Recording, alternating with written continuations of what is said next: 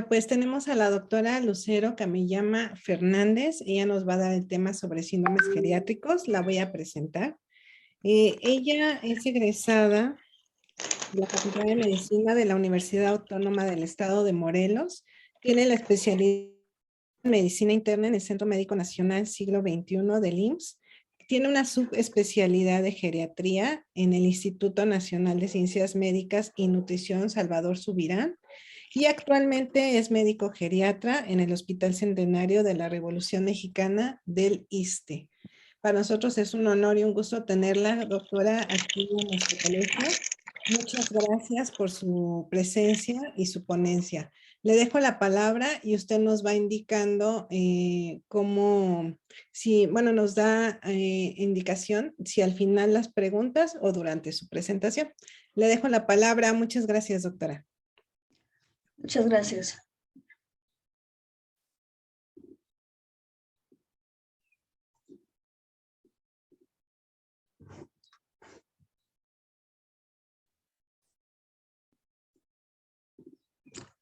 Muy bien, les agradezco al colegio y sobre todo a la doctora Alma Flores por la invitación para compartir un poquito más de temas de geriatría. Yo les voy a hablar sobre los síndromes geriátricos. Vamos a ver lo que es la definición, un poquito de envejecimiento poblacional, y les voy a hablar un poco de estos 3 síndromes geriátricos, que es el delirium, deterioro cognitivo y la inmovilidad.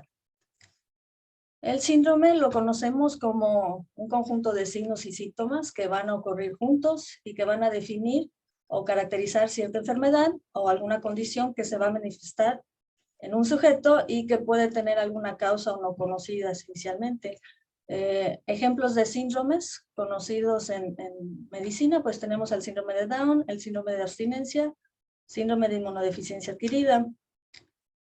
En el caso de los síndromes geriátricos, inicialmente eran consideradas como ciertas características que tenían estos adultos mayores hospitalizados en los servicios de geriatría a comparación con el resto de adultos en otros servicios. Se consideró que estos síndromes eran síntomas o conjunto de síntomas de alta prevalencia en este tipo de pacientes y que eran resultado de múltiples enfermedades y factores de riesgo. Entonces, el síndrome geriátrico, los síndromes geriátricos los podemos definir como un conjunto de cuadros que van a ser originados por diversas enfermedades de alta prevalencia en los adultos mayores y que son el frecuente origen de incapacidad funcional o social. Habitualmente estos cuadros no los vamos a poder encuadrar o colocar en las enfermedades habituales que conocemos. Este tipo de presentación de diferentes enfermedades van a ser una forma frecuente en los adultos mayores y van a ser a consecuencia de diferentes estados de salud propias del adulto mayor y también este efecto de acumulación de cambios y deterioros en los diferentes sistemas por el envejecimiento. Entonces, el síndrome en geriatría, en pocas palabras, lo consideramos como múltiples causas unificadas en una sola manifestación clínica. Entonces, casi cualquier enfermedad la pueden presentar los adultos mayores como algún tipo de síndrome geriátrico. Estos van a ser heterogéneos, van a tener múltiples factores de riesgo y van a comprender diferentes órganos y sistemas que van a compartir también características comunes. Su prevalencia va a aumentar con la edad. Si tenemos adultos mayores de 80 años, ellos van a ser los que van a tener más prevalencia de este tipo de problemas. También aquellos que están hospitalizados y los que están institucionalizados o que viven en residencias geriátricas. La importancia de conocer estos síndromes geriátricos y de identificarlos en los pacientes es que van a tener o se van a asociar a deterioro en la calidad de vida en general, van a aumentar la dependencia de estos pacientes, también las necesidades de servicios de salud y también de apoyo social y familiar. Mientras más síndromes geriátricos pudiera tener el paciente, esto va a favorecer el aislamiento del paciente y también su ingreso a residencias de cuidados crónicos. Algo importante es que pueden ser prevenibles, se pueden tratar, y para su estudio, su diagnóstico y tratamiento, pues requerimos realizar una valoración integral. Y pueden predecir mejor la muerte o los desenlaces adversos que solamente el listar o el diagnosticar las enfermedades específicas. Por ejemplo, no es igual que yo les diga, está un paciente de 80 años, diabético y hipertenso, a que yo les diga es un paciente de 80 años, diabético, hipertenso, con una demencia severa, inmovilidad, úlceras por presión, ¿sí? Con una dependencia total. Entonces, al agregar estos síndromes geriátricos como parte del diagnóstico de los adultos mayores, nos podemos dar una mejor idea de su capacidad y su desenlace o de su pronóstico. Una enfermedad habitualmente en medicina la estudiamos como que tiene una etiología conocida, va a tener cierta patogénesis y va a provocar cierto cuadro clínico que pudiera tener alguna presentación variable. En el caso de los síndromes podemos tener síndromes cuya etiología es desconocida o que ya la conocemos, la patogénesis es desconocida o conocida y van a tener cada uno de ellos cierto grupo o cierto conjunto de signos y síntomas definidos que van a caracterizar ese síndrome. En relación al síndrome geriátrico, vamos a tener diferentes etiologías, diferentes vías patogénicas, por lo cual se puede provocar este cuadro clínico, pero el cuadro clínico va a ser un síntoma único. Por ejemplo, si aquí habláramos del síndrome de caídas, el síntoma va a ser la caída y la etiología pues son múltiples, ¿no? Un paciente se puede caer porque tenga una demencia avanzada, porque tenga una enfermedad de Parkinson, porque tenga un déficit visual, que tenga problemas de vértigo, problemas cardíacos, de arritmias. Se puede caer porque tenga un problema de marcha, una gonartrosis severa. Se puede caer porque esté con efectos secundarios de medicamentos, o se puede caer porque su casa o en la calle, la condición ambiental es inadecuada, ¿no? Para ese adulto mayor. Entonces, esta es la diferencia del síndrome geriátrico con los otros síndromes que hemos conocido en las demás materias de medicina, ¿no? Aquí podemos ver cómo las diferentes enfermedades pueden tener un desarrollo lineal de los factores de riesgo, ¿no? A los diferentes signos y síntomas que la caractericen, o hay algunas enfermedades que tienen diferentes factores de riesgo, pero en relación a los síndromes geriátricos, estos diferentes factores de riesgo muchas veces van a actuar sinérgicamente aumentando el problema o los síntomas. En esta gráfica podemos ver cómo ciertos factores de riesgo van a ser compartidos para diferentes síndromes geriátricos. A la vez, estos síndromes geriátricos pueden llevar a otro síndrome geriátrico. En este caso, les puse aquí fragilidad, y esto puede desencadenar pues desenlaces adversos como es discapacidad, dependencia, institucionalización o muerte.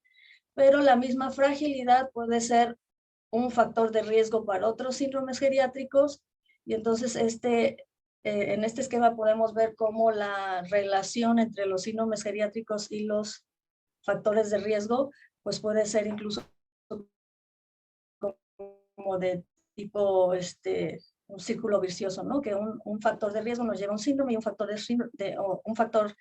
síndrome geriátrico va a ser un factor de riesgo para presentar otros síndromes geriátricos. Aquí hay una lista de los principales síndromes geriátricos, ¿sí? Los 4 grandes síndromes geriátricos es la inmovilidad, inestabilidad de caídas, incontinencia urinaria y el deterioro cognitivo.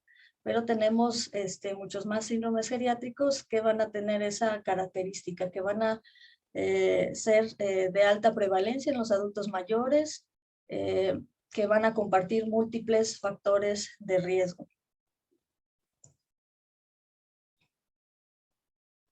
Voy a pasar con el siguiente subtema, que va a ser hablarles un poquito del envejecimiento poblacional.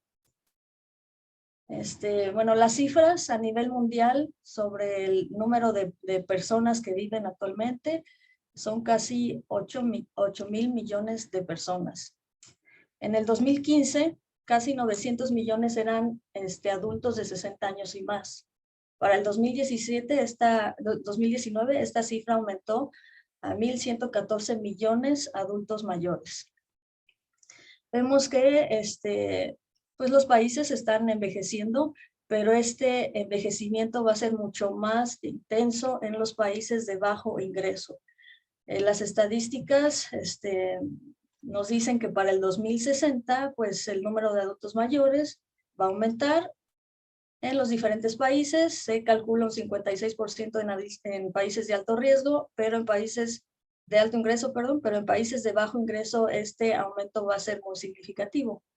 Del 2020 a 2030 se espera que haya un 34% de aumento de adultos mayores de 60 años. Y bueno, para el 2050, que son en menos de 20 años, el 80% de estos adultos mayores va a vivir en países de bajos y medianos ingresos, lo cual va a ser pues preocupante porque se tiene que tomar medidas actuales para intentar mejorar esa salud de los adultos mayores y los servicios de salud. Actualmente en el mundo hay más adultos mayores de 60 años que niños menores de 5 años, ¿sí? La esperanza de vida pues ha ido aumentando. Es habitualmente en el mundo más de 60 años, pero tenemos ciertos países que incluso ya la esperanza de vida es cercana a los 90, ¿no? En México la esperanza de vida es de una mujer de 78 años, en el hombre un poquito menos. Para el 2050 las proyecciones son de que los adultos mayores van a ser más que los adolescentes y jóvenes de 15 a 24 años. Y para el 2030 se espera que 1 de cada 6 personas del mundo sea un adulto mayor. Para el 2050, 1 de 4 personas que viven en Europa o en Norteamérica será adulto mayor. En este mapa podemos ver el porcentaje de población adulta mayor de 65 años comparado con la población que puede trabajar, ¿sí? O sea, la población que realmente va a tener el ingreso económico para las diferentes necesidades de la familia, ¿no? Y podemos ver cómo ciertos países tienen ya una población muy envejecida, como es Japón, como es varios países de Europa. En México, en el 2015, 10% de la población mexicana era adulta mayor, ¿sí? 12.4 millones. Para el 2020, este porcentaje ya subió a 12%. Para el 2030, se espera que el porcentaje de adultos mayores sea casi 17%, y para el 2050, o sea, en menos de 20 años, 25% de la población mexicana se espera que sean mayores de 60 años. Ahorita México ya tiene más personas mayores de 60 años que niños menores de 5 años. Ya se están aumentando las plazas para realizar la residencia en geriatría, pero aún así son muchísimo menos de las plazas que son para la especialidad de pediatría. Entonces, en los futuros años, pues lo que vamos a necesitar es, uno, que haya más especialistas dedicados a este tipo de pacientes, y también que las demás especialidades pues se vayan teniendo mayor conocimiento, ¿no?, de los temas geriátricos, porque finalmente van a ser los que van a atender a estos pacientes. La atención médica del paciente adulto mayor o el paciente geriátrico que ya tiene los síntomas, los signos de envejecimiento, pues debe de ser una atención multidisciplinaria. El envejecimiento es un proceso normal, pero va a ser heterogéneo, es continuo, universal y va a ser irreversible. Nosotros podemos ver en nuestra consulta cómo tenemos pacientes de 60 años que ya por la definición cronológica de la OMS ya son viejos o adultos mayores en México por la edad, y que ya tienen diferentes síndromes geriátricos, ya tienen dependencia, etcétera. Pero también nos podemos encontrar a pacientes de 90 años que están excelentemente bien, que han envejecido de forma exitosa y que tienen sus enfermedades crónicas controladas. Entonces, aquí esta heterogeneidad del envejecimiento va a ser muy importante y va a depender de, pues, nuestra carga genética y de las medidas que hagamos para envejecer lo mejor posible, porque estamos envejeciendo todos desde los 30 años, ¿no? Entonces aquí el ejercicio es una de las medidas con mayor evidencia para tener un envejecimiento exitoso. El envejecimiento va a determinar la pérdida o disminución de la capacidad que vamos a tener para adaptarnos a nuestro ambiente o a factores estresantes. Y el envejecimiento nos va a exponer o va a exponer a nuestros pacientes, a los adultos mayores, a riesgo de diferentes enfermedades y desenlaces adversos. Con el envejecimiento vamos a encontrar mayor prevalencia de enfermedades crónicas como es la demencia, cáncer, enfermedades cardiovasculares y obviamente los síndromes geriátricos.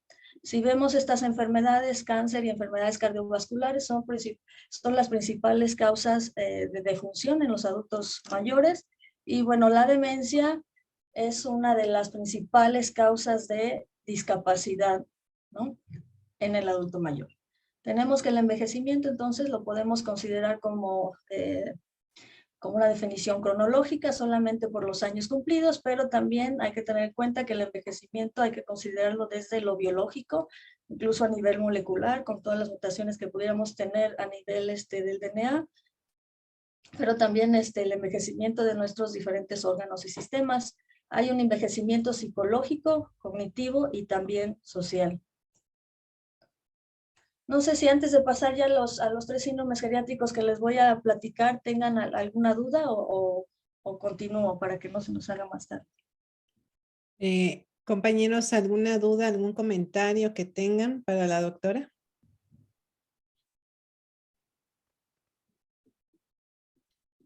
Levanten la mano por si sí o por el chat. O si no, lo dejamos al final también. Perfecto. ¿Sí? Sí, muy bien. Creo que no, doctora, no hay ninguna duda. Adelante. Entonces, bueno, está envejeciendo el mundo y estamos envejeciendo México y estamos envejeciendo pues todos, ¿no? Realmente los niños son los que se están desarrollando, los jóvenes de 20 a 30 años son los que están en una mejor etapa, ¿no?, de su vida, pero ya después de los 30 años vamos envejeciendo poco a poco, aunque tal vez a los 40, 50 no se note mucho, pero estos cambios van a ir acumulándose. Entonces, todo lo que hagamos el día de hoy va a repercutir para cuando en 20, 30 años, dependiendo de cada uno de nosotros, tengamos ya las consecuencias, ¿no?, del envejecimiento en sí. Les voy a hablar de algunos de los síndromes geriátricos. Uno de ellos es el delirium. Este síndrome geriátrico es de las principales causas o motivos de interconsulta que vemos en el hospital. Y a veces pues no hay geriatras, pero también compañeros como los psiquiatras, incluso ya hay especialistas en psiquiatría, en geriatría, que son los psicogeriatras o los neurólogos, pues también están muy familiarizados con este tipo de problemas, ¿sí? El delirium se va a definir como un síndrome que se va a caracterizar por alteraciones en la atención y la conciencia, que va a tener, esto es muy importante, un inicio agudo, que puede ser horas o días, un curso fluctuante, quiere decir que en la mañana el paciente puede estar tranquilo y en la tarde-noche el paciente se transforma y está muy agitado, agresivo, se arranca los sueros, suelta golpes, etcétera, y se va a asociar con una alteración adicional en la cognición, como puede ser desorientación, problemas de reconocimiento, alucinaciones, trastorno del sueño, etcétera. Hay muchos sinónimos que podemos encontrar en la literatura. Nosotros en geriatría utilizamos este nombre, que es el delirium, pero en otras especialidades lo pueden conocer como síndrome orgánico cerebral, disfunción cerebral aguda, falla cerebral aguda. En el caso del DSM-5, que es el Manual Diagnóstico y Estadístico de los Trastornos Mentales por la Asociación de Psiquiatría Americana, el delirium se conoce como parte de los trastornos neurocognitivos como síndrome confusional. Entonces, al hablar de un paciente con delirium o hablar que un paciente tiene síndrome confusional, pues seguramente vamos a estar hablando del mismo cuadro, ¿no? Puede ser potencialmente prevenible, es muchas veces subdiagnosticado, representa una falla cerebral aguda. Así como ustedes recuerden, si el riñón está con falla renal aguda, pues podemos tener oliguria, anuria, elevación de creatinina.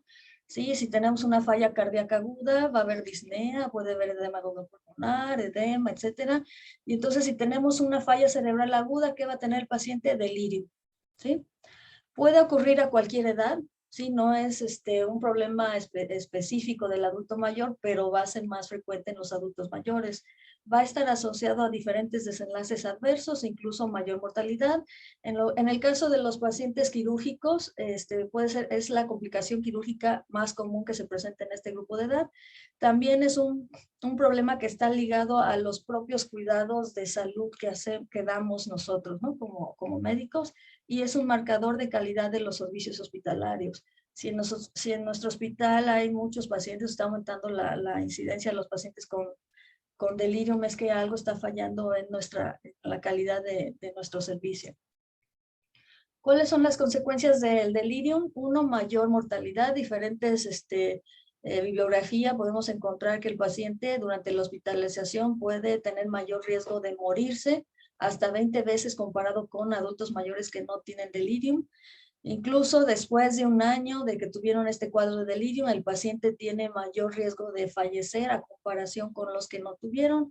Este riesgo es de el 45%. Podemos ver aquí una pequeña gráfica donde los pacientes, esto es un estudio de una terapia, pero podemos ver cómo el paciente que tuvo delirium pues va a tener una menor probabilidad de sobrevida que el que no la tuvo.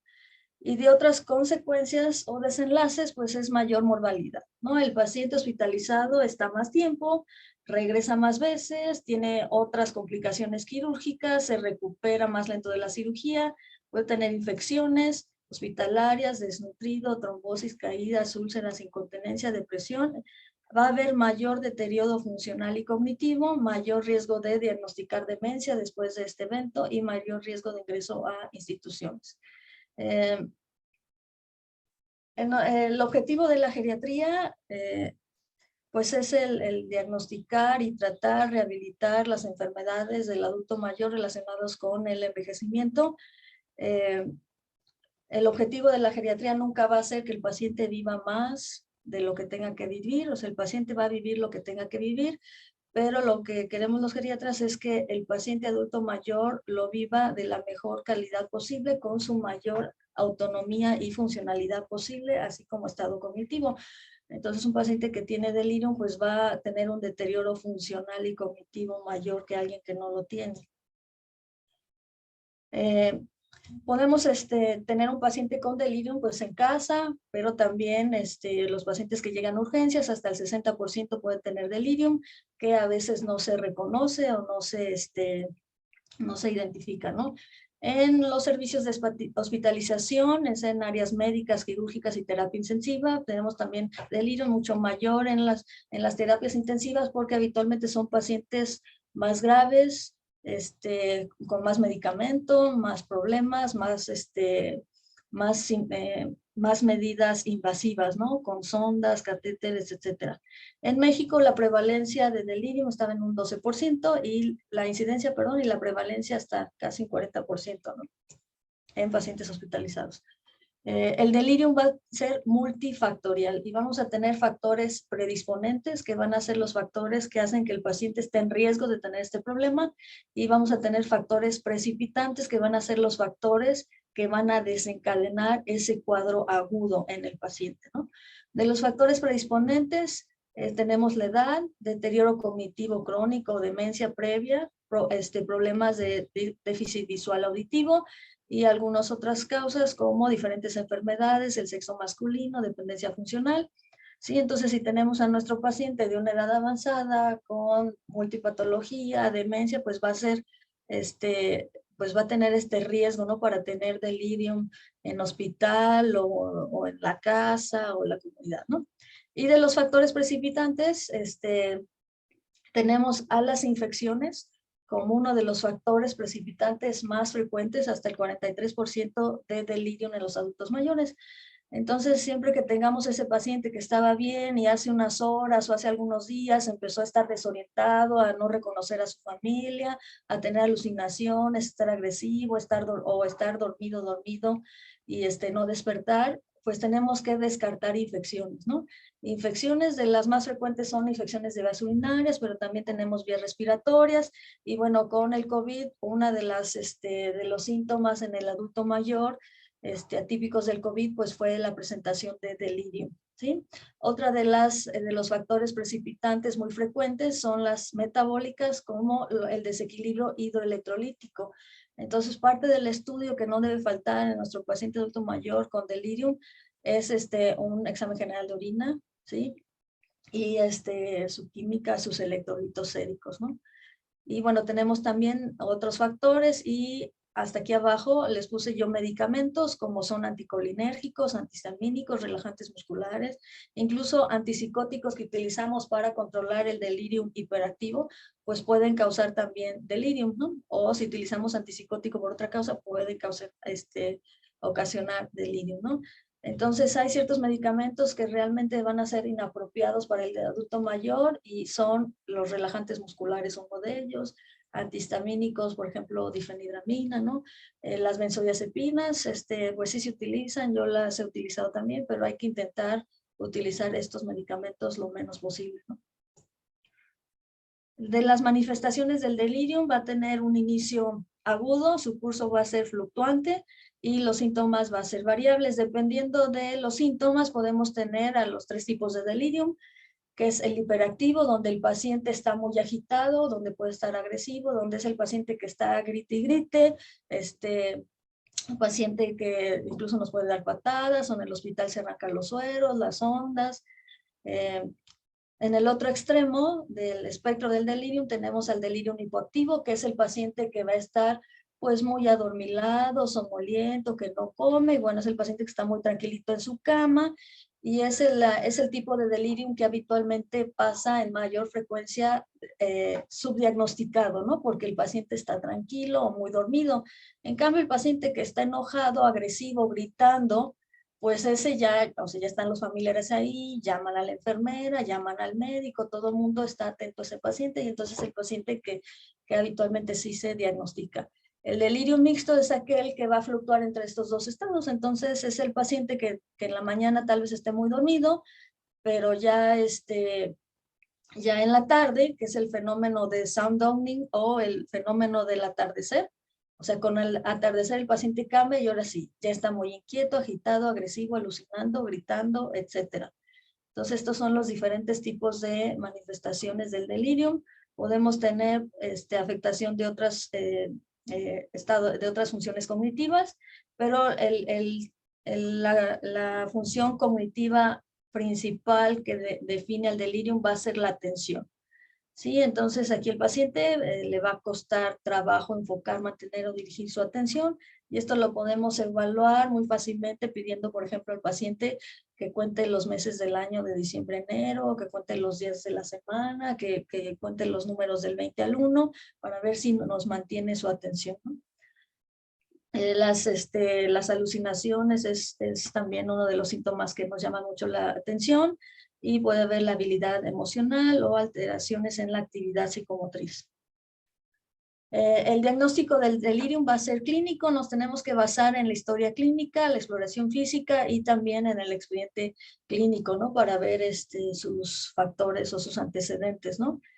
Tenemos que establecer el estado mental del paciente y siempre con un familiar, idealmente el familiar o el cuidador primario, pues es el que nos debe decir qué tan agudo es este problema. Si tiene, les decía yo, horas o días, lo primero que vamos a sospechar es que el paciente tiene delirio.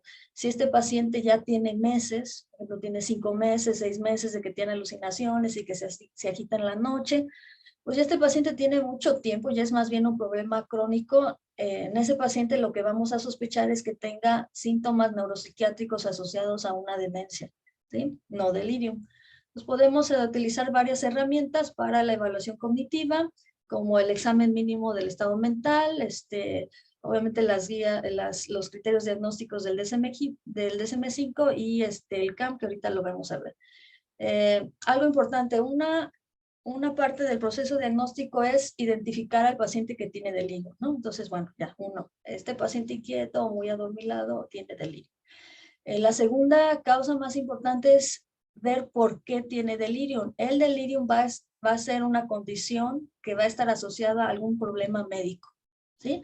¿Por qué tiene delirium? Pues hay que investigarlo. A veces con la exploración física podemos oír estertores, bueno, seguramente tiene alguna neumonía, o tiene una gastroenteritis, bueno, seguramente tiene una infección ahí, pero a veces no se puede, ¿no? Entonces, ¿qué tenemos que hacer?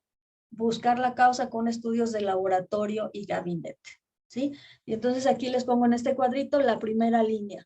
La primera línea tenemos que solicitar biometría hemática, su química sanguínea para ver cómo está su glucosa. Una glucosa elevada o baja puede dar delirium, función renal, función hepática y sobre todo los electrolitos. Hay que incluir no solamente sodio, potasio y cloro, también el calcio, ya menos frecuente el fósforo y magnesio, pero el calcio también puede dar delirium y muchas veces solamente se piden los 3 electrolitos básicos. Hay que evaluar estados de infección, no debe de faltar el examen general de orina y bueno, ya considerar estudios de esputo, de sangre o de herida, ¿no? O radiografía de tórax para ver si tiene algún infiltrado. Si nuestro paciente está con un delirio hipoactivo y no se ha hidratado bien y no ha comido bien y no ha tenido fiebre y tiene muy poca tos, lo que puede pasar es que pudiera tener una neumonía y al momento de que nosotros ya lo estamos hidratando en el hospital, ya van a aparecer los datos de ese proceso infeccioso como estertores, como flema, etcétera. Entonces aquí los estudios de gabinete son importantes, también algunas condiciones cardíacas pueden ser desencadenantes o ser la causa del delirio, ¿no? Entonces estos son los estudios de primera línea que no deben de faltar. Si ven aquí no está la tomografía de cráneo. La tomografía de cráneo es un estudio de imagen, pero no va a ser primera línea. Va a ser segunda línea ya que hayamos hecho estos estudios y descartado las primeras causas. Obviamente, si su paciente tiene delirium y está focalizado, es decir, que no pueda hablar o que no pueda mover el brazo o la pierna, pues tenemos que sospechar en algo cerebral, el sistema nervioso central, ¿no? Como pudiera ser un sangrado, un hematoma, un infarto cerebral, incluso también poco frecuente, pero también un tumor cerebral puede debutar en un adulto mayor como un evento de delirio, ¿sí? Algo importante, a la hora de hacer la historia clínica, importa mucho preguntar si hubo caídas, ¿no? Entonces, un paciente adulto mayor por la atrofia cerebral que tiene puede manifestar incluso unas 2 semanas o más después de la caída y del golpe en la cabeza, los datos de delirio. Porque como tienes atrofia cerebral, el sangrado va haciendo poco a poco, se va acumulando y esa atrofia le permite soportar más días. Entonces, si tiene el paciente delirium y tiene un antecedente de traumatismo craneoencefálico o una caída, hace unas 2 semanas tendríamos que hacerle tomografía de cráneo y también si el paciente está anticoagulado. Reevaluar también como parte del diagnóstico los medicamentos y si se iniciaron medicamentos en estos días que empezó el delirium, ¿no? Porque puede ser delirium por incluso antibióticos como levofloxacina, antivirales, ¿no? Y los otros que ya comentamos, ¿no? Esta es una de las herramientas que tenemos para evaluar el paciente que pudiera tener el delirium, que se llama CAM. Entonces son 4 criterios para diagnosticar delirium. Es forzoso que haya el 1 o el 2 y puede tener el 3 o el 4. Entonces estas preguntas se hacen en 5 minutos y se las podemos hacer ahí en la cama del paciente. Sí, tenemos que hacer las preguntas en relación al inicio agudo y curso fluctuante, si tiene problemas de atención, si ha tenido problemas del pensamiento, y si tiene alteraciones del estado de alerta. Entonces, pues ya vamos preguntando, ¿no? En general diría que su paciente se encuentra hiperalerta, somnoliento, estuporoso, en coma. Si es sí, pues ya le dan un punto acá. Algo importante, esta es la herramienta así como está. Un paciente que está en estado de coma, es decir, que no despierta y no tiene respuesta a estímulos, tenemos que evaluarla no como delirium, sino como un paciente en estado de coma. Y ahí sí, los estudios que se hacen en los gabinetes, son de diferente línea, ¿no? Ya que identificamos entonces el delirium, podemos dar el tratamiento. El manejo va a ser sintomático si el paciente está muy agitado, muy agresivo. Pueden ser con estrategias no farmacológicas y con farmacológicas, que son los antipsicóticos. Hay que tratar el delirium, o sea, su causa subyacente. Y para esto nos sirven entonces los estudios que comentamos. Si tiene infección, pues hay que dar el antibiótico. Si tiene el sodio bajo, pues hay que subir el sodio. Si tiene un problema de insuficiencia cardíaca, pues hay que dar el tratamiento para esa condición, ¿no? Hay que prevenir también complicaciones y hay que dar las medidas para intentar prevenir el delirio en un futuro, ¿sí? ¿Cuál es el tratamiento no farmacológico? Corregir la nutrición, la hidratación, el desequilibrio hidroelectrolítico, retirar las líneas y equipos de inmovilización tan tempranamente como sea posible, por ejemplo, los cables del monitor, las sujeciones físicas, ¿no? A la cama, eso realmente no se debería de utilizar. Si un paciente está muy agitado, pues hay que utilizar los antipsicóticos. Si ya no requiere la sonda urinaria, quitarla, etcétera, ¿no? Corregir su déficit sensorial, o sea, que utilicen sus placas, sus auxiliares auditivos, sus lentes, mejorar el sueño, promover un ritmo circadiano de luz, conservar la temperatura, estimulación, tener al familiar de preferencia 24 horas con el paciente para que nos apoye aparte de estas medidas no farmacológicas, y de preferencia que sea un familiar que los tenga tranquilos y no el familiar con el cual se llevan mal, incluso hay familiares que nos agitan más al paciente, entonces esos familiares pues no deberían estar con el paciente. Mejorar la movilidad y idealmente que sea valorado por el equipo interdisciplinario, ¿no? Para mejorar estas intervenciones. En relación al tratamiento farmacológico de delirium, uno es evaluar toda la lista de medicamentos que esté tomando. Y si tenemos medicamentos que pueden desencadenar o causar el delirium, pues hay que cambiarlos si es posible, utilizar alternativas. Por ejemplo, uno de los analgésicos pudiera ser los opioides. A veces son muy buenos los opioides, pero pueden desencadenar delirium en algunos pacientes. Los antieméticos, ¿no? Entonces, si se puede, hay que quitarlos o utilizar alternativas. Recordar solo prescribir antipsicóticos para pacientes agitados que pongan en peligro su salud y la de otros. Si un paciente tiene un delirio hipoactivo y está nada más adormilado, no vamos a dar ningún antipsicótico. No se ha visto que ayude ni para prevenir ni para la evolución o mejoría del delirio. Si un paciente está alucinando, porque eso les preocupa mucho a los familiares, ¿no? Es que ya está viendo a su esposo que ya falleció hace años y entonces me está diciendo que ya su esposo viene a platicar con ella y el familiar está más espantado que el paciente. Entonces, si el paciente no está agitado, aunque tenga alucinaciones por los efectos secundarios posibles de los psicóticos, no vamos a dar el antipsicótico, ya nada más explicar al familiar por qué tiene este problema y pues hay que dar el tratamiento de la condición que desencadenó el delirio, ¿no? En cambio, si un paciente está alucinando y está alucinando que unos hombres quieren entrar, no sé, a su casa con pistolas y les quieren balancear, etcétera, pues entonces y está gritando el paciente, o si no, el paciente está alucinando y está en su casa, y está gritando por la ventana que lo tienen secuestrado, que no le dan de comer, etcétera, pues entonces ahí, sí tendríamos que dar el antipsicótico, ¿no? Debemos evitar utilizar sedantes para controlar la agitación, ¿sí? Sedantes, me refiero a las benzodiazepinas como clonazepam, etcétera.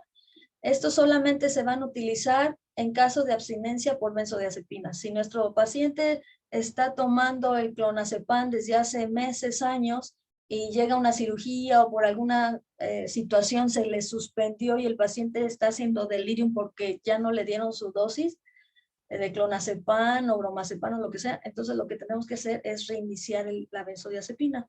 También si está con abstinencia por alcohol, también ahí podemos utilizar, se prefiere el lorazepam. Se prefiere el lorazepam en este caso. Idealmente intentar utilizar las benzodiazepinas de menor vida media, ¿no? De más corta acción. El diazepam es una benzodiazepina que tiene una vida media muy prolongada en el adulto mayor, incluso puede durar 4 o 5 días, entonces esa no la vamos a utilizar, ¿sí? Si el paciente está con dolor, el mismo dolor puede hacer que tenga delirio, entonces ¿qué hay que hacer? Pues dar el analgésico que requiera. evitar el uso de opioides para controlar la agitación. Y bueno, de los antipsicóticos tenemos el antipsicótico típico, que es el haloperidol, que tiene las ventajas que lo podemos encontrar en gotas, tabletas o en ampolletas para aplicación intramuscular intravenosa. En geriatría, ¿qué se prefiere? Que los medicamentos los utilicemos a la menor dosis posible, ¿sí? Tenemos también los antipsicóticos atípicos, que son todos estos. En relación al haloperidol hay que tener cuidado porque puede tener más efecto secundario extrapiramidal, o sea, temblor, rigidez. Y entonces pacientes con Parkinson damos haloperidol y se pone mucho peor. Para paciente con Parkinson hay que dar quetiapina. De los otros, que es quetiapina es el que menos temblor y rigidez da. Y bueno, tenemos a otros antipsicóticos. Si ustedes tienen duda a qué dosis iniciar un medicamento al adulto mayor, yo lo que les puedo sugerir es que la dosis de inicio recomendada para un adulto, esa dosis de inicio la utilicemos en un 50%, o sea, a la mitad en el adulto mayor, y ya entonces, dependiendo cómo va respondiendo el paciente, le vamos subiendo la dosis. En el caso del haloperidol hay que tener ahí cuidado de que sus electrolitos estén adecuados, de que no haya prolongación del intervalo QT en electro, y bueno, podemos empezar dosis pequeñas de 5 gotas. 5 gotas de haloperidol, se puede dar por la noche o cada 12 horas. Si no mejora con las 5 gotas, podemos dar a la media hora otras 5, y ya después damos esa dosis al día siguiente, y lo ideal sería ya después de unos 7 días intentar bajar y suspender las dosis para que no se queden con antipsicóticos ya de forma indefinida los pacientes, ¿no? Bueno, les voy a hablar sobre el segundo síndrome geriátrico, que es el deterioro cognitivo. El deterioro cognitivo va a ser este síndrome clínico que se va a caracterizar por la pérdida o deterioro de diferentes funciones mentales en diferentes dominios cognitivos y conductuales. Entonces, aquí importante es pérdida o deterioro. El paciente tuvo que haber tenido esta función cognitiva y después perderla. O sea, no es igual un paciente que tuvo un retraso mental y que llega a cierta edad y no tiene esa capacidad de hacer operación matemática, orientación o juicio, etcétera, a un paciente que estaba bien y ha perdido la orientación, ha perdido su capacidad de juicio, ha ido perdiendo memoria, etcétera. Para evaluar a un paciente a nivel cognitivo, nos interesa siempre conocer la escolaridad del paciente. No es igual evaluar a un paciente que es analfabeta a un paciente que tiene licenciatura o incluso que tiene maestría, doctorado, 2 carreras, no es igual. Entonces siempre apuntar la escolaridad del paciente, siempre complementar la información con los datos aportados del cuidador primario familiar, porque muchas veces el paciente dice, yo estoy bien, se me olvidan las cosas poco. Entonces realmente su familiar sí nos debe de complementar esa información, de decir, sí, está bien, o no, es que se le están olvidando estas cosas, es que ya dejó la estufa prendida y ya se le quemó el sartén, ¿no?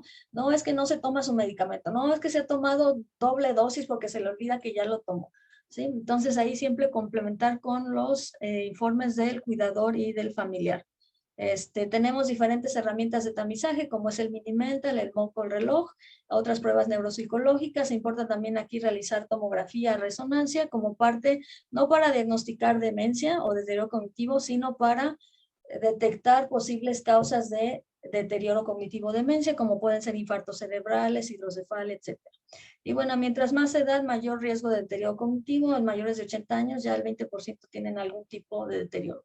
Y en este cuadrito podemos ver diferentes funciones cognitivas, ¿no? Como la memoria, orientación, cálculo, el juicio, nóceas, que son las habilidades de reconocimiento, su conducta, su personalidad. El deterioro cognitivo leve es aquel deterioro que puede afectar la memoria o a otras funciones cognitivas, que no va a tener criterios de demencia y que va a tener habitualmente sus actividades de la vida diaria intactas. O sea, hace sus cosas de la vida diaria bien. Sin embargo, estos tienen mayor riesgo de desarrollar demencia que la población general. Tienen una prevalencia de un 14-18% en adultos mayores de 70 años. ¿Y cuáles son los factores de riesgo? Hipertensión, diabetes, obesidad, aterosclerosis, la apolipoproteína. Entonces aquí realmente antes de, a veces nos preguntan, ¿no? Los pacientes, y le puedo dar el ginseng y la vitamina E, y le puedo dar esto, lo otro para ayudarle a su memoria. Queremos ayudarle a su memoria, haga ejercicio, controle su diabetes, baje de peso, deje de fumar, etcétera, ¿no?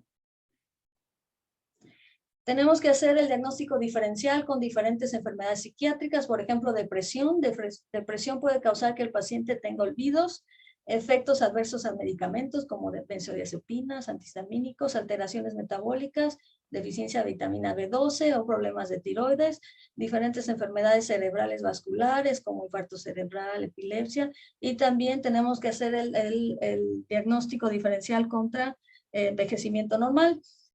En relación al envejecimiento normal, sí pueden tener los pacientes olvidos, pero estos olvidos se van a recuperar.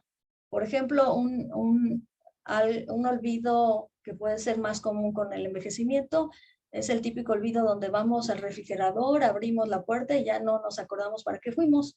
Y entonces cerramos, regresamos al comedor, iba por la salsa, ¿no? Entonces ya llego y ya traigo la salsa. Entonces eso pudiera ser normal. También puede haber una lentitud del procesamiento cerebral, hay un poco más de mayor dificultad para adquirir conocimiento nuevo, pero eso no significa que no pueda el adulto mayor aprender. Y entonces parte de lo que podemos hacer para evitar deterioro cognitivo es seguir estimulando nuestro cerebro, aprendiendo cosas nuevas, ¿sí? Y ya hablando de demencia, la demencia va a ser ese trastorno neurológico con manifestaciones neuropsicológicas, neuropsiquiátricas, que se va a caracterizar por el deterioro de las funciones cognitivas y por presencia de cambios de conducta o de comportamiento, y que esta pérdida va a ser adquirida y va a ser de suficiente severidad como para interferir con el funcionamiento social y ocupacional. Por ejemplo, si tenemos un contador que ha tenido algunos olvidos y ya se le olvidó pagar el impuesto de su cliente y hacer las facturas, pero todo lo demás está mal, para ese paciente que tiene una alta escolaridad, pues puede tener ya demencia, que evaluarlo porque ya está interfiriendo en su función ocupacional, ¿no? Obviamente, por ejemplo, si estamos evaluando a un hombre que siempre trabajó, no sé, en su oficina, y empezamos a preguntar, ¿es que lava los trastes? ¿Es que lava la ropa? Que es parte de las actividades instrumentadas de la vida diaria. O una mujer, ¿no? También puede ser una mujer, y preguntamos eso y nunca lo ha hecho en su vida. Si esa señora nunca cocinó y ahorita no cocina a sus 80 años, pues no es que tenga ya demencia, es que hay que evaluarlo de forma diferente, ¿no? Esta paciente nunca cocinó en su vida, si no quiere cocinar a los 80 años, pues no es una demencia, ¿no? Este síndrome clínico va a ser generado también por múltiples causas, y las principales características son alteración de la memoria, del pensamiento y de la conducta. Va a afectar la capacidad para realizar entonces actividades de la vida diaria, ¿sí? Ocasionando discapacidad, dependencia y necesidades de asistencia. Y la demencia no constituye una consecuencia normal del envejecimiento. Todo paciente adulto mayor que tenga olvidos o queja de memoria, hay que hacer una evaluación cognitiva para ver si tiene un deterioro normal, un deterioro cognitivo leve, o si tiene ya una demencia. En relación a la demencia y su prevalencia en el mundo, en el 2015 había casi 47 millones y ya para el 2021 55 millones. Este es el reloj que pone la Sociedad Internacional de Alzheimer. Cada 3 segundos en el mundo alguien tiene demencia, ¿no? Imagínense, cada 3 segundos alguien va a desarrollar demencia en el mundo. Y este número se espera que se vaya duplicando cada 20 años, entonces aquí vemos cómo, cuáles son las estimaciones, ¿no? de los pacientes que van a tener dependencia en el mundo. En relación a la demencia en México, estas son estadísticas del 2014, había aproximadamente 800,000 personas con demencia y de estos 350,000 con enfermedad de Alzheimer. Vemos cómo las prevalencias han ido y la incidencia ha ido aumentando, bueno, ha ido aumentando, y aquí cómo se espera en un futuro.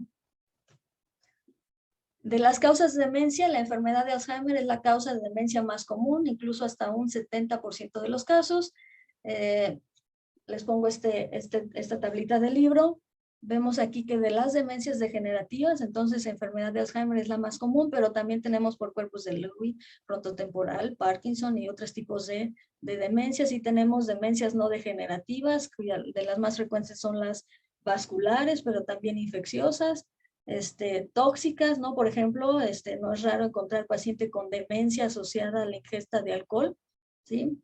Tenemos también por hipoglucemia, diferencias nutricias, por ejemplo, enfermedades tiroideas, estas se puede considerar como de las demencias reversibles, ¿no? El paciente tiene un deterioro cognitivo, se hace el estudio y parte del estudio es hacer las pruebas de tiroides, se detecta el hipotiroidismo, se le da la hormona, se sustituye y se revalúa al paciente y entonces podemos ver que ese paciente mejoró de su función cognitiva. Y esto más bien, la demencia regenerativa, pues fue con una enfermedad metabólica que ya fue correctamente tratada, ¿no? Tenemos otras, por ejemplo, hidrocefalia normotensa o diferentes enfermedades psiquiátricas, como puede ser la depresión. Algo importante que es, se estima que a nivel mundial el 75% de las personas con demencia no están diagnosticadas, ¿no? ¿Cómo se hace el diagnóstico de la demencia? Pues es un diagnóstico clínico. Hay que realizar la historia clínica, evaluar el estado cognitivo, el físico, los estudios de laboratorio y gabinete, revisión de medicamentos y tenemos aquí pruebas cognitivas. También tenemos criterios diagnósticos, por ejemplo, en el 2010 se actualizaron los criterios diagnósticos de la enfermedad de Alzheimer y también tenemos las guías del DSM-5. En el DSM-5 ya se cambia el término de demencia, entonces si ustedes escuchan el término de trastorno neurocognitivo mayor, es como el sinónimo de demencia, ¿no? Entonces ellos se cambia este término de demencia porque demencia sonaba un poco despectivo, como si el paciente estuviera demente, y eso lo pensamos como si estuviera loco, ¿no? Una clase de problema de ese tipo, pero no, entonces la demencia es un problema neurocognitivo, se van afectando las funciones cognitivas del paciente, ¿no? Entonces, trastorno neurocognitivo mayor es el otro término nuevo para hablar del paciente con demencia. El paciente puede tener síntomas cognitivos o conductuales que van a interferir con la capacidad que tenía él en sus actividades, que van a representar una declinación, ¿sí? Un deterioro, una disminución previo, y que no se van a explicar por delirio, ¿sí? U otros trastorno psiquiátrico mayor. Si tenemos muchas dudas, si el paciente tiene demencia o depresión, pues hay que dar el tratamiento depresivo y después hay que evaluar o reevaluar la función cognitiva, ¿no? Y se va a detectar a través de la historia clínica, el informante y una evaluación cognitiva objetiva con pruebas cognitivas, ¿no? Más de dos o más de los siguientes dominios, por ejemplo, pérdida de la memoria, ¿no? Deterioro de la capacidad para adquirir y recordar nueva información, se olvidan de eventos, se pierden en una ruta familiar, pierden sus objetos personales, deterioro del razonamiento y manejo de tareas complejas, no comprenden los riesgos de seguridad, ya no pueden manejar sus finanzas, ya no pueden tomar decisiones, deterioro de la capacidad visoespacial, ya no pueden reconocer familiares, objetos, ya no pueden operar herramientas simples que antes manejaban sin problema, tienen incapacidad para colocarse la ropa adecuadamente en su cuerpo. Puede haber deterioro de las funciones del lenguaje, o sea, tienen dificultad para encontrar las palabras mientras están hablando, dudan, errores en el deletreado, cambios en la personalidad, conducta, comportamiento, pueden tener fluctuaciones del humor, pueden estar agitados, pueden estar apáticos, pueden tener comportamientos compulsivos obsesivos. Entonces todas estas manifestaciones pueden ser parte del paciente que tiene demencia, ¿sí? Y les voy a hablar por último, ya para terminar, otro síndrome geriátrico muy importante, que es la inmovilidad. La inmovilidad va a ser esa disminución de la capacidad para realizar las actividades de la vida diaria por deterioro de la función motora. Y viene acompañada de un alto riesgo de complicaciones médicas. Tenemos inmovilidad aguda crónica. El aguda habitualmente está asociado a un evento catastrófico. Los eventos catastróficos que tenemos en geriatría es, por ejemplo, fractura de cadera, infarto cerebral, ¿sí? Y movilidad crónica asociada a progresión de enfermedad, como puede ser una enfermedad de Parkinson, como puede ser una osteoartritis de rodilla, etcétera. Tenemos también inmovilidad relativa, que es el paciente que más bien es sedentario, o sea, puede moverse, pero pues está todo el día sentado, ¿no? La inmovilidad absoluta, en el cual el paciente ya está en cama y ya no se puede ni siquiera sentar, ¿no? Debilidad muscular progresiva, y también tenemos reducción de la tolerancia a la actividad física, es el paciente que al empezar su actividad física presenta ya taquicardia, hipertensión, etcétera. Su prevalencia va a aumentar mientras más edad tenga el paciente. También se ve mayores prevalencia en la mujer. Y bueno, mientras más edad va a haber mayor dificultad, incluso, por ejemplo, para caminar en su casa, subir escaleras o salir a la calle, ¿no? En las residencias geriátricas, asilos, el 50% tiene algún problema de movilidad y el 30% tiene una inmovilidad de grado significativo. Aquí podemos encontrarnos con un círculo vicioso donde la limitación de la movilidad provoca que el paciente tenga menor actividad física. La menor actividad física hace que por cuestiones de envejecimiento haya mayor pérdida de la masa muscular, disminución en la movilidad articular, disminución en la fuerza, y entonces el paciente se mueve menos, etcétera, etcétera. Tenemos factores extrínsecos que van a ser parte de los causantes de este problema de inmovilidad, como pueden ser los sociales, ¿no? Un paciente que está solo, que no puede salir, que no tiene quien lo ayude a caminar, pues peora su movilidad. Factores ambientales. Aquí, por ejemplo, nosotros como geriatras llegamos a una casa y pensamos, ay, si estuviera yo viviendo en esta casa y mi habitación estuviera arriba, y cuando yo sea grande no voy a poder subir, no voy a poder bajar. O sea, aquí lo ideal sería una casa de una planta con su baño abajo, o que tenga su recámara abajo, que no haya escalones, un escalón para subir al baño, dos para bajar la casa, todo eso en algún momento son barreras arquitectónicas que hacen que el paciente empeore la movilidad, incluso que se caiga, ¿no? Cuando no tienen los auxiliares de la marcha adecuados, factores iatrogénicos, mismos medicamentos que damos nosotros, o también indicaciones que decimos, no se puede mover la cama. Realmente hay pocas indicaciones médicas estrictas para que un paciente esté con un apoyo absoluto o un reposo absoluto en cama. Pudiera ser una angina inestable, un infarto cardíaco, una fractura de columna, etcétera. Pero si el paciente está con neumonía, si el paciente está con enfermedad renal, está con problema de hígado, o sea, se puede mover el paciente. Entonces aquí tratar de disminuir estos factores que nosotros como médicos ocasionamos a los pacientes, ¿no? Otros puede ser el dolor, la debilidad, rigidez, desnutrición. De los factores intrínsecos tenemos diferentes problemas muy prevalentes, como son los trastornos musculoesqueléticos, ¿no? Aquí les decía, un factor catastrófico es la fractura de cadera. Trastornos neurológicos como infarto cerebral, las demencias, enfermedades cardiovasculares, pulmonares, sensoriales, como el déficit visual.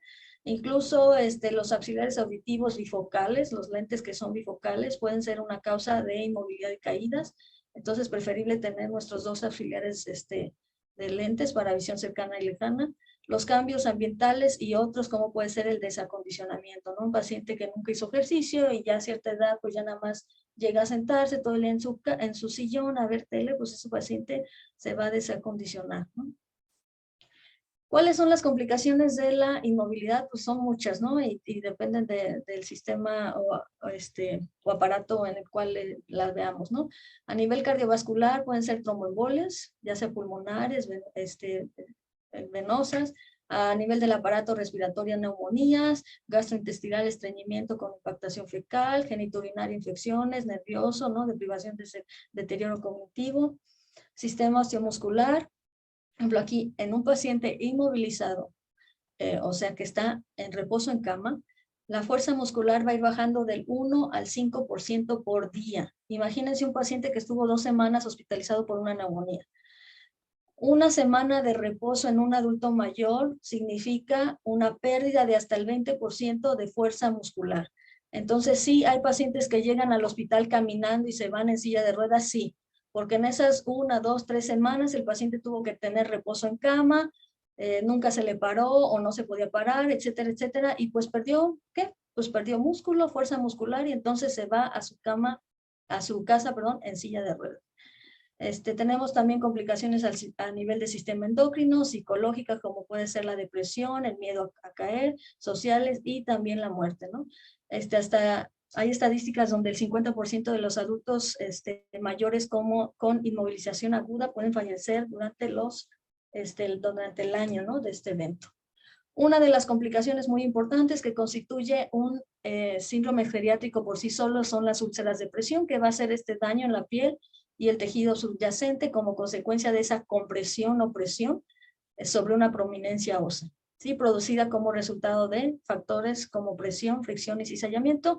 Estas úlceras son lesiones de piel y de los tejidos subyacentes de origen isquémico. Entonces, mientras más tiempo esté el paciente inmóvil sin moverse, sobre esa prominencia ósea, que puede ser el talón, la oreja, el codo, el omóplato, el sacro. Obviamente el sacro es una de las zonas muy afectadas. Si el paciente está acostado media hora, puede tener hiperemia de esa zona.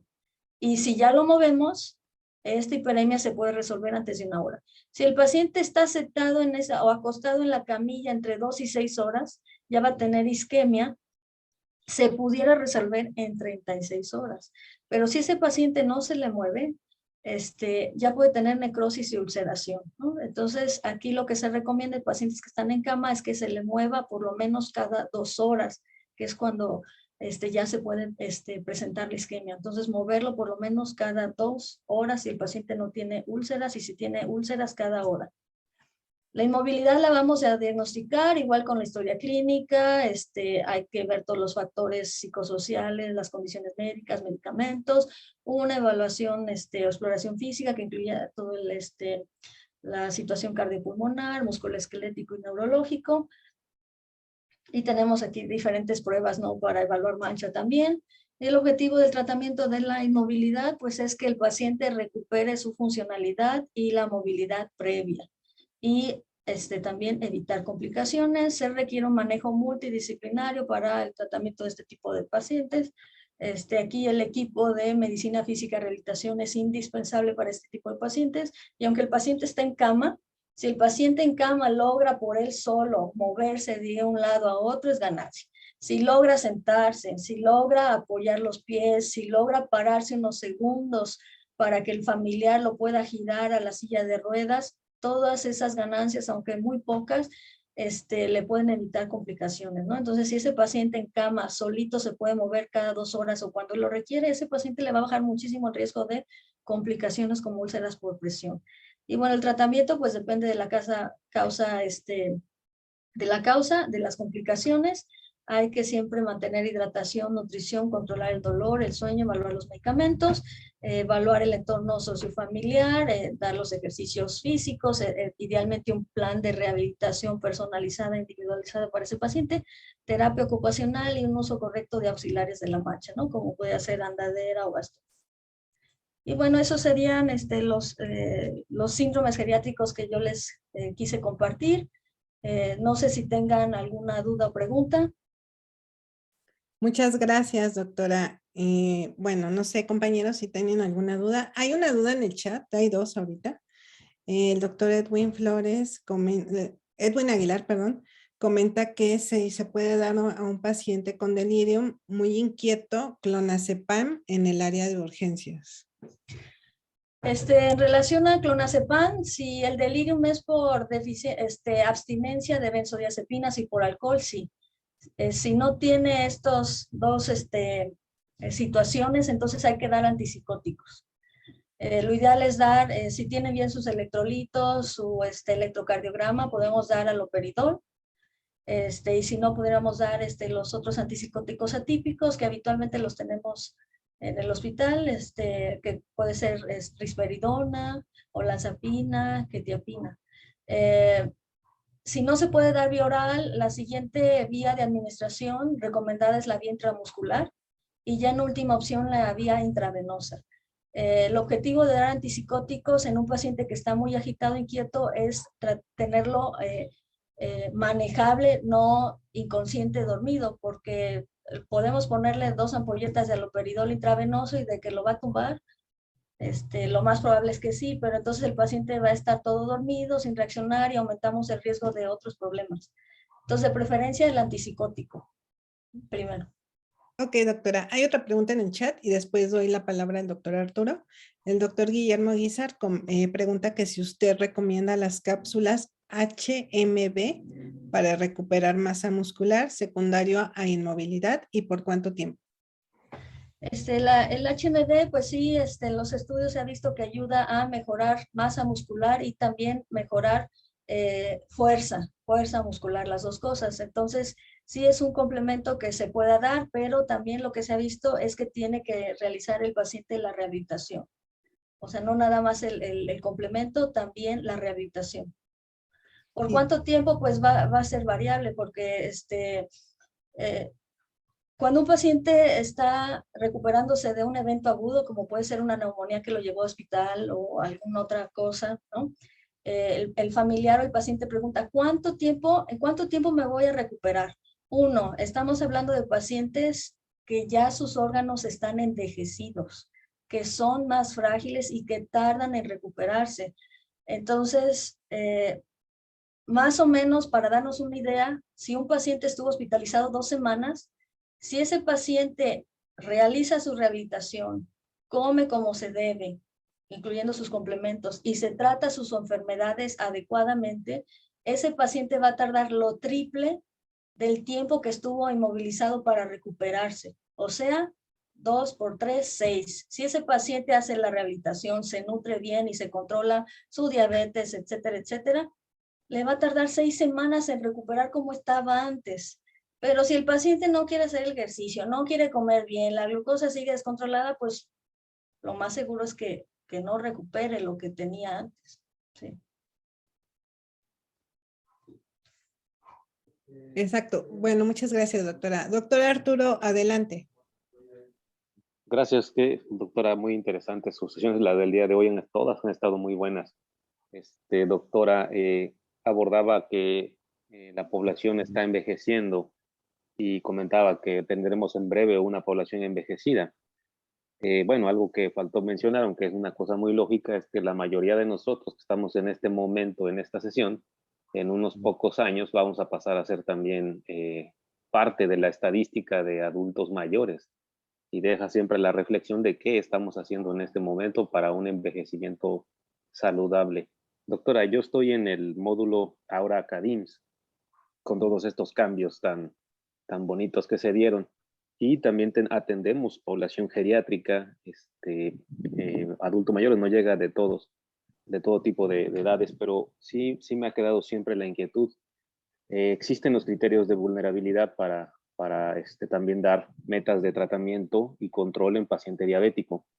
¿Qué considera que se debiera de tomar más en cuenta a la hora de evaluar un paciente con diabetes para sus tratamientos, doctora? Cuando se hace la evaluación geriátrica integral, son diferentes aspectos y están las guías de práctica clínica del CENECTEC y las pueden bajar y es una buena herramienta. Lo más importante que hay que evaluar es la funcionalidad. O sea, esa capacidad que tiene el paciente de hacer sus actividades básicas, que son las actividades de autocuidado, por ejemplo, que se pueda bañar, vestir, ir al baño, comer solo. Las siguientes actividades son las actividades instrumentadas de la vida diaria, que son esas actividades o capacidades que debe tener el paciente para funcionar en su comunidad, como es hacer los quehaceres, tomar el medicamento, salir de casa, tomar un taxi o el transporte, hacer las compras, pagar los recibos. Y también están las actividades avanzadas, que no son indispensables, pero que son parte de lo que pudiéramos evaluar en un paciente. Las actividades avanzadas es la capacidad de, por ejemplo, llevar nuestra chequera, llevar nuestras cuentas de banco, tomar un avión y viajar, ir a jugar cierto deporte, ¿no? Tenis, golf, lo que sea. Entonces, esas son las capacidades que tiene el adulto en general. Entonces, si su paciente adulto mayor es independiente, realmente las metas de tratamiento deben de ser como un adulto joven. La segunda consideración es su estado cognitivo. Si ese paciente adulto mayor tiene un buen estado cognitivo, no tiene demencia, las metas de tratamiento deberían de ser como de un adulto joven. Incluso, por ejemplo, para cáncer, que es lo que a veces hay mucho problema. Si ese paciente de 85 años es independiente, maneja, trabaja o no trabaja, hace todas sus cosas y no tiene queja cognitiva, ese paciente debería tratarse como si no tuviera esos 85 años, como si estuviera más joven. Ahora, igual si ese paciente de 85 años tiene su diabetes y tiene ya un deterioro funcional, ya tiene un problema de deterioro cognitivo, demencia, pues entonces en eso sí, o si hay otros síndromes geriátricos como fragilidad, ¿sí? En eso sí el objetivo de tratamiento debe ser menor, por lo menos una hemoglobina glucosilada pues abajo de 8, ¿no? O 8 sería en el caso, pero también si el paciente, por ejemplo, el tratar el colesterol, el dar la aspirina es una prevención primaria o secundaria. Si ese paciente que es independiente, cognitivamente está bien, ya tuvo un infarto cardíaco y es diabético, pues ese hay que darle la prevención primaria y secundaria, ¿no? Hay que darle la aspirina, la atorvastatina, todo esto, aunque tenga 85 años, porque aparte de que está bien funcional y cognitivo, ya tuvo este evento cardíaco de infarto que requiere tratamiento. Si un paciente no ha tenido esas complicaciones de diabetes o asociadas, ¿no? Como nefropatía, neuropatía, entonces, y aparte está frágil y tiene algún deterioro funcional, pues entonces sí, los objetivos del tratamiento de la diabetes deben de ser menor. Si su paciente aparte tiene falla renal o problema de hepático, pues mejor, porque ahí es peor la hipoglucemia es peor las complicaciones de hipoglucemia que si tuvieran la glucosa elevada. Entonces, un paciente que ya está muy mal, pues que tenga su glucosa en 200 en ayuno, ¿no? No sé si quedó claro. Gracias, qué Un poco amable. más. El uso de estatinas siempre está controversial. Lo han manejado como eso que acaba de mencionar. Creo que complementó bastante, doctora. Gracias. Muchas gracias, doctora. Hay otra pregunta. El doctor Fernando del Ángel pregunta que si el uso crónico de benzodiazepinas causa deterioro cognitivo en relación al efecto, me imagino, prolongado en el adulto mayor. Sí, son de los factores que se ha visto que influyen en el deterioro cognitivo del paciente. Entonces, hay que intentar en todos los problemas médicos, no solamente los síndromes geriátricos, sino todas las enfermedades que pudiéramos ver en el adulto mayor, darle el tratamiento no farmacológico, ¿no? Entonces, muchas veces el paciente quiere lo más fácil, o queremos lo más fácil, ¿no? Lo más fácil es que nos den nuestra pastillita para dormir. Entonces, yo sí les digo a los pacientes, oiga, pero hay que hacer esto primero y si sigue mal, pues intentamos esto y bueno, si requiere en algún momento el clonazepam, pues se lo damos. Pero el clonazepam o las benzodiazepinas es de los medicamentos que están asociados más a problemas de marcha, caídas y también a delirium y deterioro cognitivo. Entonces, obviamente si nos llega el paciente y ya tiene 5 años de clonazepam, pues, o sea, no se lo puedo quitar, ¿no? Entonces, porque le va a ir peor. Lo que puedo hacer es tratar de dar todas las medidas de higiene del sueño, que por eso habitualmente toman ese tipo de medicamentos para dormir, y concientizarlos, sensibilizarlos de los posibles efectos de estos medicamentos y irle bajando la dosis poco a poco a lo menos posible y cambiar una benzodiazepina de larga acción a una de corta acción. Por ejemplo, si el problema es insomnio inicial, pues tal vez con triazolam, ¿no? El problema es que ahorita no hay triazolam por la de la pandemia, pero triazolam tiene vida media de 2 a 4 horas, ¿no? En cambio, con clonazepam 18, 24 o más horas, ¿sí? O diazepam 3, 4, 5 días. Entonces, esto es lo que pudiéramos hacer. Sí, si podemos no iniciarle, sería lo ideal. A veces el paciente se toma sus 3 horas de siesta, no hace ejercicio, le gusta el café en la noche, ve sus noticias a las 10 de la noche y quiere dormir rápido, pues no, ¿no? Entonces hay que dar todo, no toman sol, ¿no? Entonces las medidas de higiene del sueño es, en general, entonces primero indicar todas las medidas no farmacológicas posibles y si en algún momento se requiere, pues utilizar la benzodiazepina a la menor dosis posible, la vida media más corta y por el periodo más corto posible. Y si ese paciente tiene insomnio porque está deprimido, ansioso, pues dar el antidepresivo ansiolítico para intentar quitar esa benzodiazepina. Muchas gracias, doctora. Excelente información. Y me viene una duda. Con base en el uso bueno, en caso dado de que estuviera en una etapa temprana, no haya usado benzodiazepinas previamente, ¿qué opciones de medicamentos se puede dar en un adulto mayor para, bueno, aparte de la higiene del sueño, pero sí tenemos ciertos pacientes muy renuentes y que juran y perjuran que hacen todo lo que les indicamos, sobre todo lo de las medidas de higiene del sueño? En caso de que ellos dijeran, no, no logro conciliar el sueño, que bueno, no son tantos pacientes, pero sí hay algunos, he visto que se pueden usar la quetiapina, utilizan mucho, pero no sé qué otro medicamento o en vez de usar benzodiazepinas. Y en caso de usar la benzodiazepina, que es el triazolam de vida media más corta, ¿hay alguna contraindicación en algunos padecimientos? Sobre todo los adultos mayores, ¿no? Ya ve que muchos tienen cardiopatías, arritmias cardíacas, no sé, anticoagulados, etcétera. ¿Hay alguna contraindicación para el uso del triazolam?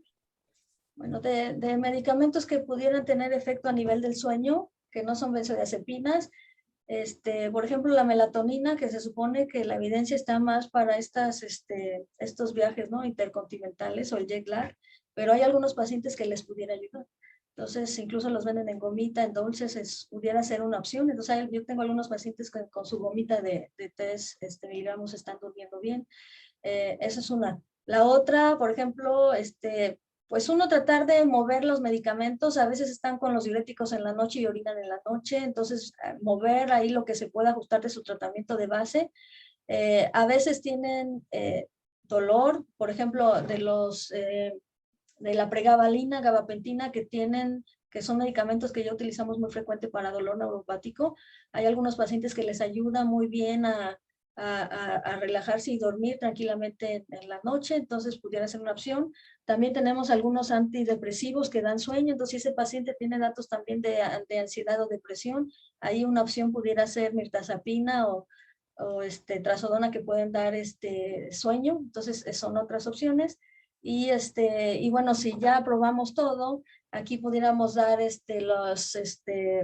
si es insomnio inicial, los inductores del sueño, como es el Zolpidem, que tienen vida medias cortas. Y bueno, si ya no hay otra opción más que utilizar benzodiazepinas, que a veces no tenemos otra opción, porque también a veces el paciente ya tiene años tomando X benzodiazepina, pues de los factores o de las situaciones que hay que tener cuidado, sobre todo son en esos pacientes que tienen también apnea del sueño, ¿no? Porque finalmente estos medicamentos son sedantes y también disminuyen función respiratoria, y el paciente puede ir respirando mucho más lento, ¿no?, más superficial. Entonces hay que tener cuidado con esos pacientes, tener cuidado con los pacientes que tienen algún otro medicamento que pueda dar sueño, como son los antiepilépticos, ¿no? Entonces, cuidado con esos pacientes, utilizarlo a dosis bajas y poquito a poquito subiendo si se requiere.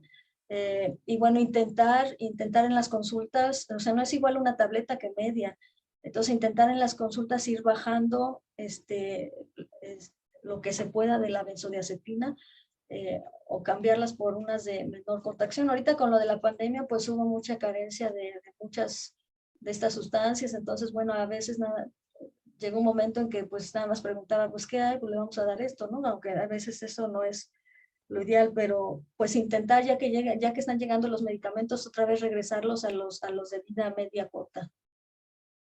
Doctora, de hecho, con base en eso de los medicamentos, comenta la doctora, perdón, Angélica Domínguez, que sí recomienda dar antihistamínicos como por ejemplo la hidroxicina, y hay otra doctora que comenta también la difenidramina. ¿Qué tanto recomienda su uso de esos dos antihistamínicos? Y bueno, de la pasada también la quetiapina es una opción, ¿eh? Hay gente que le ayuda mucho la quetiapina, y si aparte tiene síntomas psiquiátricos en la noche o agitado, pues les va mejor. Sí, también de los antihistamínicos se pueden utilizar. Nada más hay que tener cuidado con este tipo de antihistamínicos como la difenidramina por el delirio. Entonces sí comentarle al paciente, pudiéramos probar este medicamento o la hidroxicina. La hidroxicina se supone que menos, difenhidramina se supone que más.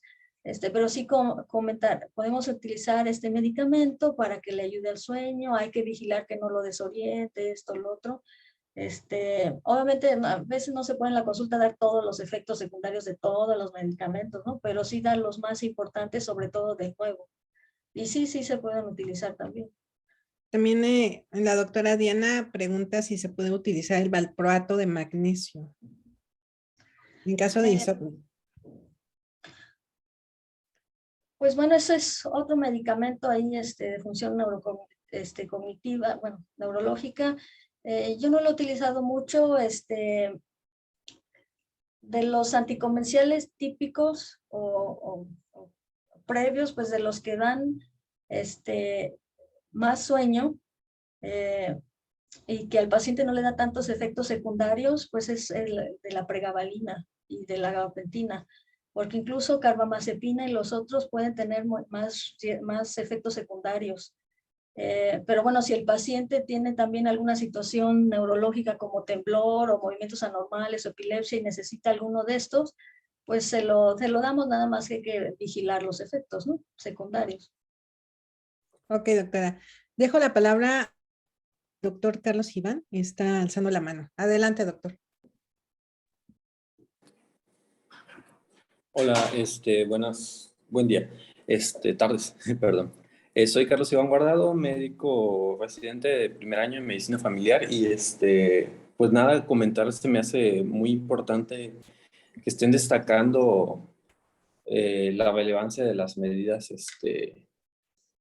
no farmacológicas, que pues muchas veces hasta los pacientes incluso le cargan la mano al medicamento, no pretendemos que el medicamento lo solucione todo y nada más. Creo que destacar que es importante dar información por escrito, las guías lo recomiendan y creo que es muy acertado porque a veces el paciente en su día a día pues está en la consulta y en lo que uno le está explicando sus medicamentos, incluso ya ni las medidas no farmacológicas, ya está pensando, tengo que ir al súper, ay, qué horas son, voy a ir a buscar a los niños.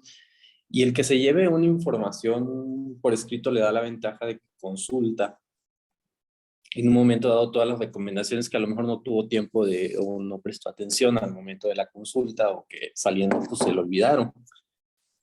Y pues básicamente es eso, ¿no? Creo que es importante poder ofrecerles todo esto por escrito. Sí, sí tendríamos que tener, yo tengo de algunas folletos o información que le doy a los pacientes, pero sí nos ahorra también tiempo la consulta y más en hospital, ¿no? Entonces, pues le puede dar una de las recomendaciones más importantes, pero si le damos sí esa hoja o ese folleto con la información, el paciente lo va a tener ahí en su casa y lo va a leer y lo puede compartir. Entonces sí es un apoyo importante para el paciente, su familiar y cuidador y también para el médico, porque sí puede agilizar la consulta.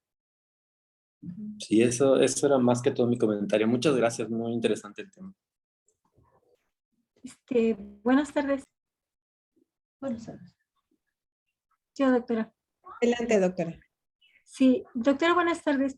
Excelente su presentación, excelente también la información. Siempre estamos pendientes del adulto mayor, aunque a veces no hacemos un interrogatorio dirigido como debiéramos, porque podría decir en muchos pacientes de la tercera edad, yo no duermo, pero no hacemos un interrogatorio tan dirigido que sepamos que se duerme toda la tarde y por eso no duerme en la noche, por ejemplo, o porque vive con la familia y la familia no quiere que dé lata, ¿no? Y lo quiere dormido todo el tiempo también. Y yo creo que eso es importante de hacer el interrogatorio dirigido al paciente mismo, al familiar, si va con el familiar, y hacer todo un contexto familiar, hacer todo un contexto desde el punto de vista personal, para saber específicamente que lo que me está diciendo verdaderamente es insomnio, porque pudiera traducirlo con insomnio y estar durmiendo desde las 6 de la tarde y levantarse a las 5 de la mañana, está durmiendo casi 12 horas y decir que tiene insomnio porque se levanta temprano y está oscuro. No sé si usted tiene algún interrogatorio dirigido en ese sentido como para saber específicamente y determinar si verdaderamente es insomnio o no lo es insomnio. Porque yo he visto muchos pacientes que los quieren tener dormidos todo el tiempo, que se duermen toda la tarde y dicen que es insomnio y quieren pastillas. ¿Usted cómo ve este punto de vista? Sí, Lo que se puede hacer es intentar hacer como pues la evaluación geriátrica integral que a veces hacemos, más bien que deberíamos de hacer, tarda mucho tiempo. Si ustedes ven ahí, no da tiempo. Por ejemplo, nosotros en el ISSSTE somos de las consultas privilegiadas porque nos dan media hora como con cada paciente de geriatría. Pero para todos los demás les dan 20, ¿no? Y al médico familiar les dan más. Entonces, incluso en la Sociedad Internacional de Alzheimer que hacen su investigación y sacan su información cada año, ustedes se pueden meter a la página y bajar esta información que yo les comenté. Decía, ¿no? Lo ideal es que el médico familiar hiciera el diagnóstico, pero ¿cómo lo va a hacer si le dan 10, 15 minutos? Y estas son guías internacionales. ¿Cómo lo va a hacer si le dan 10 a 15 minutos para tratar todo? O sea, no se puede. O sea, ¿cuánto tenemos que tardarnos con los pacientes? Pues yo lo que le sugiero, doctor, es preguntar, ¿tiene problemas para dormir? Si dice que no, ya, pasamos al siguiente. Si dice insomnio, ¿tiene problemas para empezar a dormir, que sería el insomnio inicial, o tiene problemas para mantener el sueño, o sea, que se despierte varias veces en la noche, o tiene problemas de despertar temprano, o sea, que se despierte, como usted dice, a las 5 de la mañana? Y entonces, yo lo que les digo también, mire, para el adulto en general debe dormir más o menos 8 horas, y el adulto mayor, pues va a dormir un poco menos, pudiera ser suficiente unas 6, más o menos 6 horas al día. Entonces ya les voy diciendo, ¿cuánto duermen en el día? Y entonces ya algunos familiares dicen, no, se duerme 4 horas. Le digo, mire, es que si duerme 4 horas en el día, pues con que duerma 4, o incluso de 2 a 3 horas en la noche va a ser suficiente para lo que le toca. Entonces uno queremos que duerma mejor en la noche, no debe dormir en el día, ¿no? Si tiene sueño, párese a caminar, algo de ejercicio, para que se le quite el sueño, ¿no? Entonces, y, por ejemplo, si tardan más si se van a acostar y tardan más de media hora en dormir, pues ese es un tipo de insomnio inicial. Entonces, aquí lo que pudiéramos hacer es que se va a dormir a las 8 y se duerme hasta las 12. Pues está 4 horas en la cama antes de dormirse, entonces, y después de las 12 se duerme y ya se levanta a las 7, ¿no? Entonces, más bien ¿sabe qué? Hay que hacer alguna otra situación o actividad en la noche y ya se va a ir a dormir a las 11:30 para que a las 12 ya duerma y ya se despierte habitualmente. Entonces, tratamos de dar algunas situaciones, recomendaciones de este tipo para intentar lo más posible evitar el uso de medicamentos, ¿no? Porque aunque algunos son menos fuertes, finalmente sí podemos tener efectos secundarios de pregabalina, podemos tener efectos secundarios de los antihistamínicos, ¿no? Entonces lo ideal, y se nos va subiendo la polifarmacia. A veces el paciente, es que esto, es que el otro, entonces a veces les cuento el medicamento, le digo, mire, está su insulina, su losartán, su atorvastatina, su esto, y les voy así, y le digo, ya toma 13 medicamentos, señor, que realmente queremos otro para que te aumente el riesgo de los otros medicamentos y se caigan, y ya se quedan pensando, ¿no? Entonces, ¿sabe qué? Mejor hay que caminar, mejor que tome, o sea, todas las medidas no farmacológicas. Y también algo que hacemos es saber qué familiar vive con el paciente, que haga su bitácora de sueño. Entonces en una hoja se ponen todas las 24 horas, cada vez que duerma le va a apuntar, le va a rayar ahí el cuadrito, le apunta de cuánto a cuánto duerme para ver si efectivamente cuánto está durmiendo, ¿no? Entonces ya muchas veces, no, dice doctora, pues es que duerme 4 horas. O sea, el mismo familiar ya se da cuenta que está durmiendo mucho en el día y que por eso no duerme en la noche. Entonces, ¿sabe qué? Hay que irle bajando a estas siestas en la mañana. O los que tienen el ciclo del sueño como que adelantado, ¿no? Se duermen usted diría como a las 6, 7 y se levantan a las 4 de la mañana, ¿no? Entonces, poco a poco hay que irlo atrasando. ¿Sabe qué? Que se vaya cada día unos 10, 15 minutos durmiendo un poquito más tarde para que le podamos recorrer un poco el día, pero tome sol en la mañana, haga el ejercicio hasta ahora, etcétera. Entonces, sí puede mandar usted al familiar que registre las horas de sueño del día, de la tarde y de la noche para efectivamente ver cuánto duerme, ¿no? Porque hay pacientes que incluso están durmiendo 12 horas, ¿no? Le digo, pues está durmiendo 12 horas, señor, está durmiendo más que yo, ¿no? Le digo, no necesita ningún medicamento. Y entonces es la forma también de convencer al familiar de que no necesita medicinas. Exacto. Exacto, doctora. Muchas gracias. No sé si alguien más tiene alguna duda, algún comentario para la doctora Lucero. Muchas gracias. Sí, doctora, creo que ya no hay más comentarios. Voy a compartir mi pantalla para hacerle llegar de forma virtual ahorita su reconocimiento por la ponencia con valor curricular. Y le agradecemos mucho. Es un gusto conocerla. La verdad, qué bueno saber que contamos con médicos geriatras aquí en Morelos. Y pues y le agradecemos mucho, mucho su tiempo, su ponencia, que fue excelente. Nos sacó de muchas dudas y nos va a hacer crecer para nuestra consulta diaria. Muchas gracias, doctora. Hasta luego. Muchas gracias por la Hasta invitación. luego. En breve se lo hacen llegar correo. Muchas gracias, doctora. Gracias. Gracias, doctora. Bye. Hasta luego. Saludos. Hasta luego todos. Hasta luego. Doctora Lucero, hasta luego, gracias. Antes de que se desconecten todos los demás, por favor, nada más rápido un aviso. Para la sesión de julio, ya lo puse en el chat, va a ser para el día sábado 23 de julio. El tema o el módulo es endocrinología. Se va a recorrer la sesión derivado de que se va a hacer el primer taller del estudio de salud familiar del colegio. Y como ya lo comentamos previamente, va a ser el ponente, el doctor Membrillo. Va a ser de forma presencial en el Hotel Las Quintas. En breve les vamos a mandar la información y también se va a transmitir vía Facebook. Esténse pendientes y bueno, estamos en contacto. Y recuerden la sesión de julio del colegio, módulo de endocrinología, sábado 23 de julio. Muchas gracias por su presencia, por su asistencia. Les mandamos un abrazo y pasen un excelente fin de semana.